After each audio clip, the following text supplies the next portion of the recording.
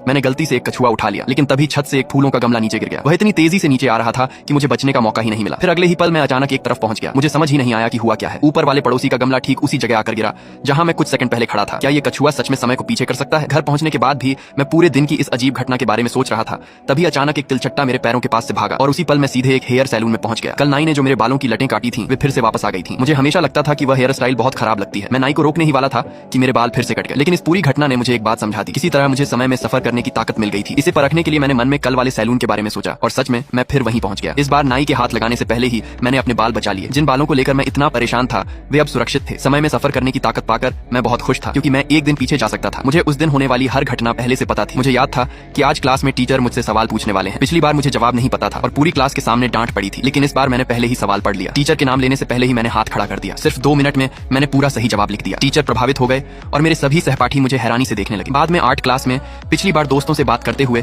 मैंने गलती से प्लास्टर की मूर्ति गिरा दी थी। उस दिन मुझे बहुत शर्मिंदगी हुई थी, लेकिन इस बार जैसे ही मूर्ति गिरने लगी मैंने दोनों हाथों से उसे पकड़ लिया। मेरी बिजली जैसी तेज प्रतिक्रिया देखकर सभी जोर जोर से ताली बजाने लगे। कल का दिन मेरे लिए बहुत बुरा था। ब्रेक के दौरान मैं हाथ धोने गया था, लेकिन नल खराब था। जैसे ही मैंने उसे खोला पानी मेरे पूरे चेहरे पर छिटक गया। कुछ लड़कियां मुझे देखकर काफी देर तक हंसती रहीं। इस बार मैंने जानबूझकर उस नल से दूरी बना ली। बिना कुछ जाने उन्हीं लड़कियों में से एक ने नल खोला और पूरा पानी उसके ऊपर आ गिरा। मैं अपनी हंसी नहीं रोक पाया, लेकिन एक बार से मेरा मन नहीं भरा। मैं कई बार समय में पीछे गया और उन दोनों लड़कियों को बार बार वही शर्मिंदगी झेलने दी, लेकिन उन्हें सबक सिखाने के बाद मैं रुक गया। हालांकि सुपर पावर मिलने से मैं बहुत खुश था, लेकिन मुझे यह नहीं पता था कि भविष्य में यही ताकत मेरी जिंदगी में एक भयानक